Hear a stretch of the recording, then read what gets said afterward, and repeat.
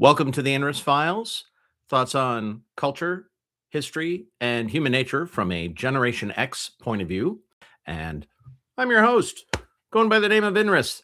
This is the very first time I've chosen to broadcast live. I used to work in radio, and when I was in radio, I had regular live broadcasts. It's very different on the internet, and it's also very interesting because of the ability to just flip a switch and go online at a moment's notice, the ability to call it all back, edit it, put it back out there. Not quite the same as radio, where once it's out there, and it's not quite the same. I realize the internet never forgets. Uh, that's why I am going to get all of the mistakes out of the way with the first few broadcasts, and then who knows? Maybe by then I'll start to have people participating live as well. I uh, I was challenged to go ahead and start broadcasting live now rather than waiting until I am ready, because you learn by doing, and it's it's very easy to get lost in the details of, I want to put together my opening music, or my opening titles, or my closing music, and music bed, and that sort of thing. When I was working in radio at a commercial radio station, that is something we had to do. You actually had to have your format all worked out, and you had have your carts already recorded so that you could press the buttons and start everything at a very specific time when you were ready to go. And the problem is, if I wait until I get everything done, I'm not going to actually go ahead and get started. And that's a very big part of what I wanted to talk about today with regard to writing. I am a published writer, and I am frequently asked for advice on writing. And the thing is, I've got a lot of stories to tell about writing. So thank you, everybody who's already dropping in live. I sincerely appreciate it. Really means a lot to me. Thanks. I'm gonna take some water too. Need to stay hydrated. So I'm going to tell a story. If you have anything that you'd like to talk about, please go ahead and put it in the chat, and I will try to address those as I go. But today's story has to do with writing and how we learn. Uh, I was in a discussion in a Skool community, that's Skool community, where somebody was talking about, how do you learn? What is the best way to learn? Is it through reading? Is it through hearing? Is it through watching a video? Is it through hands-on experimentation? I have always found, for me, experiential learning is absolutely the most solid way to absorb how to do something. Um, if you You'll notice when little children want to learn how to walk, they just decide it's time to start learning how to walk, and they start pulling themselves up. You don't learn how to walk by reading books about it or being told how to do it. You just have to pull yourself up and start figuring out what's going to work. I attended several workshops for writing. I mean, we all go to school, and during school, we're told how to write, and we're given practice writing. I went to school as a member of Generation X before we had ChatGPT available to us to help us with our homework. Um, so, uh, uh, so we wrote, but after school, and then in college, you're writing papers for college. But I knew that I wanted to write fiction, and while I had taken a fiction writing class while I was in college, uh, it was a just a beginning step to getting there. And over time, I ended up taking a college course on commercial fiction writing, and that's writing fiction that people are willing to pay to read. It was a fascinating course, and it was an experience like no other. And then ended up pursuing a science fiction writing workshop. And as a result of that workshop, I started uh, writing stories and shopping them around. and then eventually ended up in an advanced workshop, which they called a master class. This master class was taught by two very experienced writers, a guy named Dean Wesley Smith and his wife Christine Catherine Rush, both of whom are very well published in science fiction, fantasy, crime, and mystery writing. In fact, they've both won awards across multiple genres, and Christine Catherine Rush has also written under pseudonyms in the romance genre.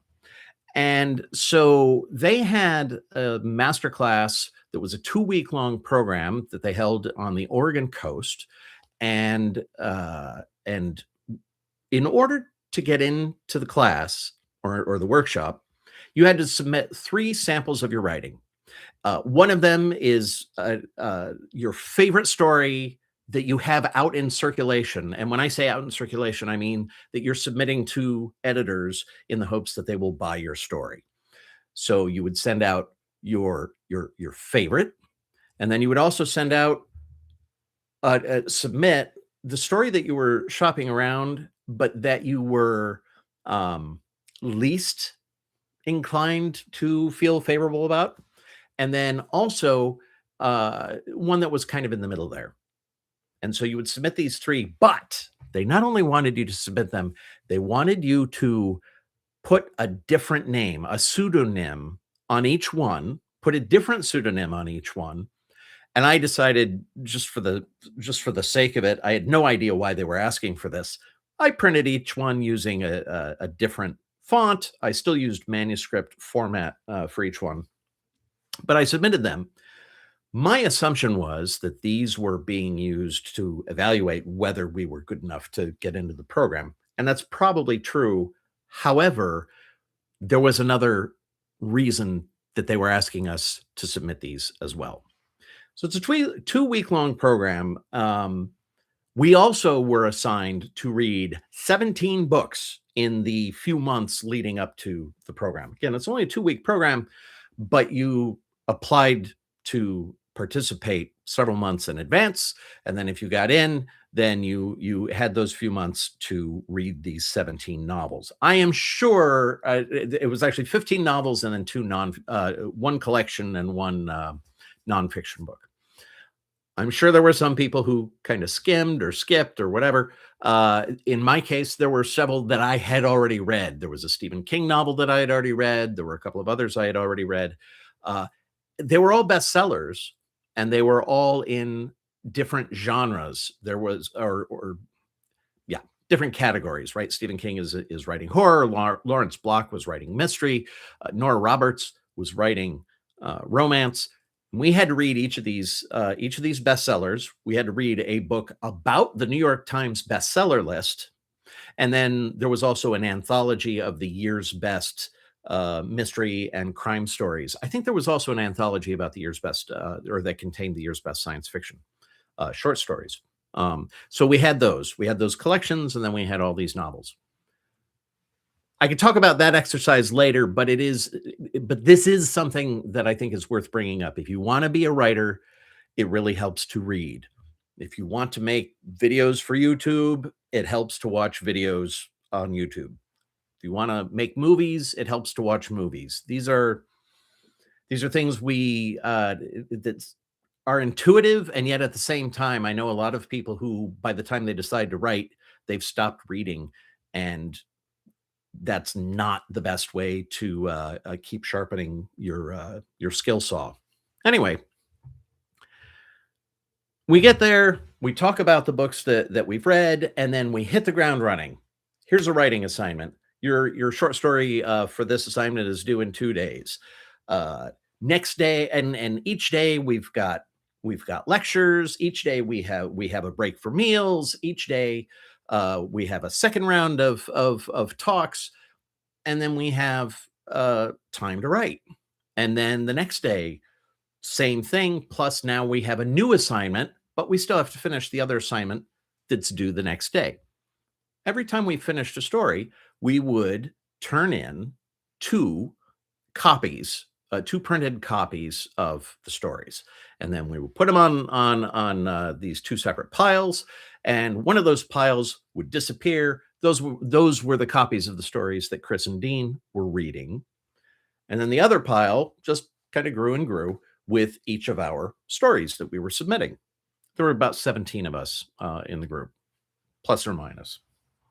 So after we had submitted 3 stories each, we got this very interesting assignment. So Dean comes in and he has this big collection of stories, and he drops it on the ground and he says,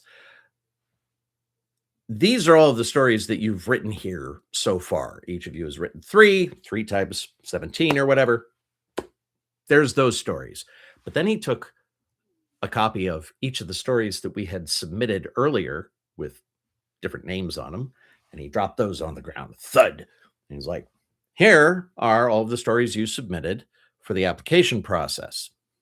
Now your task is, you are the editor of an anthology, and you need to put together an anthology of roughly 100,000 words. And you get to pick from all of these stories, but there are some rules. One of the rules is you want your best story to either be first or last. You want your second best story to be either first or last. And then you want your third best story to go in the middle somewhere. That's one rule. Another rule is you cannot have more than 2 stories by the same author. Now, and even then, you really shouldn't have 2 by the same author if you can at all avoid it. Only do that if you really feel strongly about it. That said, the stories that are written under a fake name, because you already know everybody's names here now, stories written under a fake name, those are free game. Consider those stories that came over the slush pile. These are people you don't know. These are non-name authors. Consider all of the stories with the bylines of the people you know in this group. Those are name authors. Anthologies, when you buy an anthology at a bookstore, it will contain stories by authors you know, but it mostly contains stories by authors you don't know. And the reason for that is it's the authors you know that cause you to buy the books. But what the publishers want you to do is start getting to know these other authors, because these are up and coming authors, and they're going to want you to recognize those names when they start selling novels under those names. So you need to have at least a few anchor stories by name authors. Granted, all of these were, we know these were all written by the same people, but for the sake of the exercise, the ones that have the names you recognize, those are name authors. You also had to have a few stories by non-name authors. Beyond that, what your mix was of which to which, that was entirely up to you as the editor. The thing is, we all only had access to this couple of piles. We didn't each have our own copy, and we had to turn in the table of contents within, I think it was 3 days. And we still had more writing assignments that we had to do. We had more stories that we were writing, including there was a very long story that we were in the process of writing. When I say very long, 10,000 words is like a novella as opposed to a short story. So we're doing all of that work, and at the same time, we are pardon me, there was a distraction in the other room here. We also have to go through the stories that have been that are sitting in the piles. How do you read that many stories to try to figure out your table of contents? Ultimately, you only have time to read the first couple paragraphs of every story. And if there are any that grab you, you set those aside. Those are the ones that you read further. And eventually you kind of get a sense of, all right, these are the ones I'm going to buy. These are the ones I'm not going to buy. And the ones that you If you happen to know you recognize the name of the author, you've already read some of their stuff for critiquing earlier. Maybe you don't read in depth so much their stories. The authors who you do know, who you like, you save those for later, kind of thing. But then there's the stories that are printed under another name, and you don't necessarily know who those authors are. And one of the things that was fascinating to me was that some of them you got a sense of, "Oh, this is Patty's writing. I love Patty's writing, and this is Patty's writing." And you figure, well, you're not supposed to select more than 1 or 2 stories by the same name author, but if it's a different name, it's fair game. After we turned in our table of contents, we're all sitting around in this big circle in this huge living room, and then we we brought copies of our tables of contents, and then we read them out loud to the group. Now, we all know which stories we wrote. So it was fascinating as people are going down around the list or around the room, hearing people say, "Oh, and I bought this story," and "Oh, and this first story was written by Patty," and so now Patty knows. Oh, she sold an anchor story. That's great, right? Because the first story and the last story, those are anchor stories. Um, well, what was fascinating about this was, remember when we submitted 3 stories. One was our absolute favorite, one was our least favorite that still thought was good enough to circulate, and then one of them was one that, we didn't, it was kind of in the middle there. I don't think any of us submitted a story that didn't get picked up by somebody. I think every story was purchased, for the sake of this, exercise, was purchased by somebody. Um, Sometimes your favorite story didn't get picked any more often than your least favorite story. In fact, sometimes it was the other way around. Um, the other thing that was fascinating is that some of the people who had clearly not bought any of the name stories by an individual. So let's say one of the authors didn't buy any of the stories that had my name on the byline. They still more often than not bought a story that wasn't under my byline, but it was one that I had written. So that was interesting. What was also interesting was there were a couple of everybody had, it turned out, a favorite author. Like they just liked that style. And whether they knew it or not, they ended up buying multiple stories by that author. But there were a couple of cases where the people absolutely knew, oh, yeah, this one was clearly written by INRIS. I had no doubt about it. I love INRIS's writing. And I not only chose one of his name stories to be an anchor story, but I also bought all of these 3. And it turns out she actually had accurately picked out the 3 that I had written, which blew my mind that she had recognized my style, even though one was written in first person, one was written in third person, one was in past tense, one was in present tense, or at least one was in present tense. All different styles, and yet there's such a thing as authorial voice, and this is where I learned that. The existence of authorial voice was something that came through during this exercise, and it was an eye-opener for me to discover that not only not only that my least favorite story, or the one that I didn't think was as good as the other 2,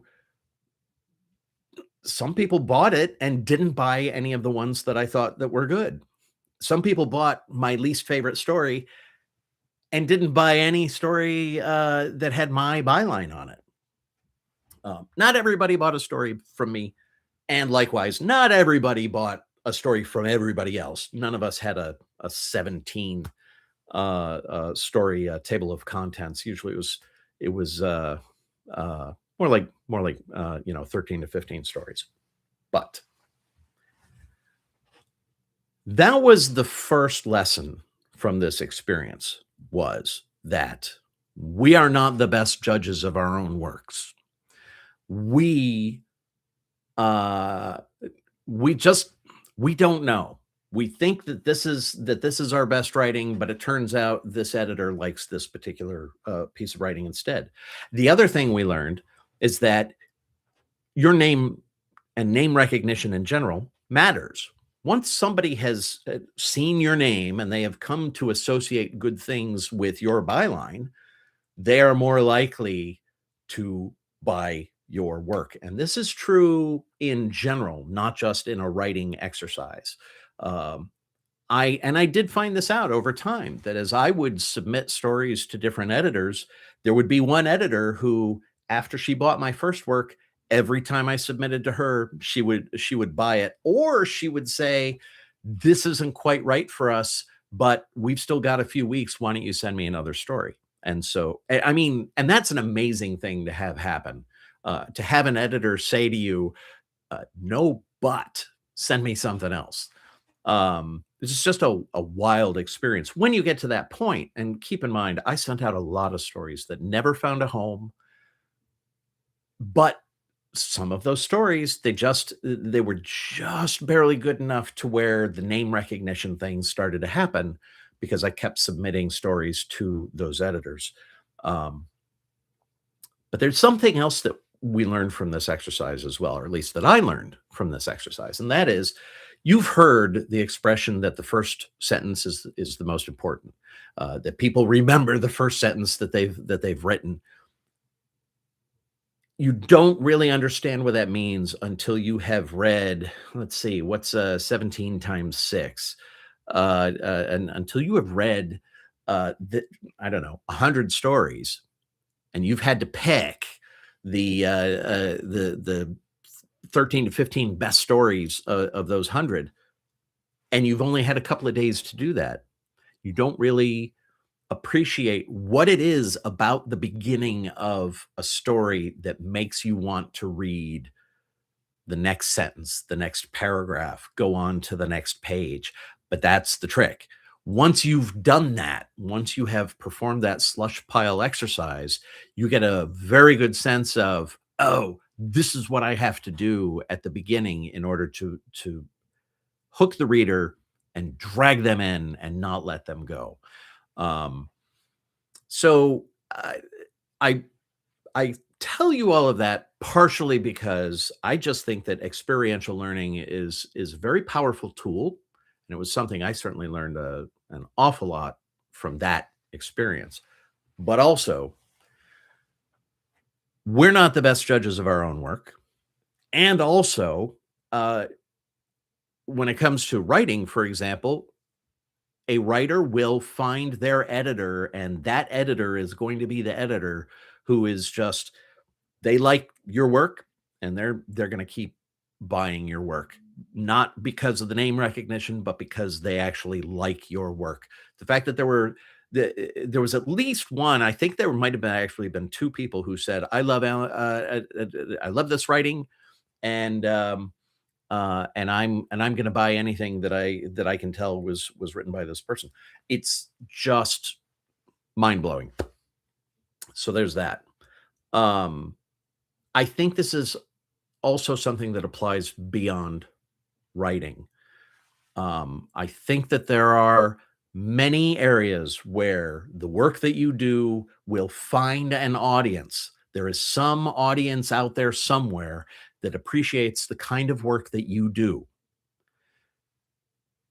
And as long as you keep producing, those people will keep looking for your work. And if you keep producing, more your work will find more and more of those people. First several stories that I sent out didn't find a home, but over time I became a better writer and they eventually did find a home. And then some of those homes bought on a consistent basis. Um, so I think the same thing is true for music. I think the same thing is true for the visual arts, for really any kind of creative work. So I throw that out there as a lesson that I had learned through experiential learning. And it's something that it really also drives home this idea of you learn by doing. Um, and if you want to find out if if um, if you are recording music, if you're writing music, if you're performing music, if you want to know what makes performing music work, listen to a lot of music, watch a lot of performers. When it comes to visual art, if you want to have a sense of what works for visual art, you got to look at a lot of visual art.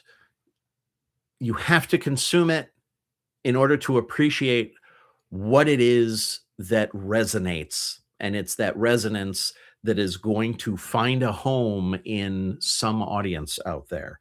And in this day and age, where thanks to the internet and mass media in general, we have an opportunity to reach a larger audience than we have ever had the opportunity to do so before. And even if the kind of creative work that you do only appeals to a small percentage, that small percentage can still be enough people to generate a decent amount of um income for the work that you're doing. So I throw that out there as lessons learned. Um, my intention is to uh, continue to release stories for the INRIS Files on a weekly basis, or at least some sort of a regular basis, and become predictable in the hopes that this show will find its audience and that people will who find value in it will be able to find it on a regular basis as well. So if you have any thoughts on the INRIS files or on this particular episode, please leave them in the comments. I would sincerely appreciate it. I do sincerely appreciate it. Thanks for spending time with me. And if you have any questions about writing or about the stories that I tell in general, put them in the comments section. I will be addressing them in upcoming broadcasts. Thank you very much. And we'll see you again soon. Take care.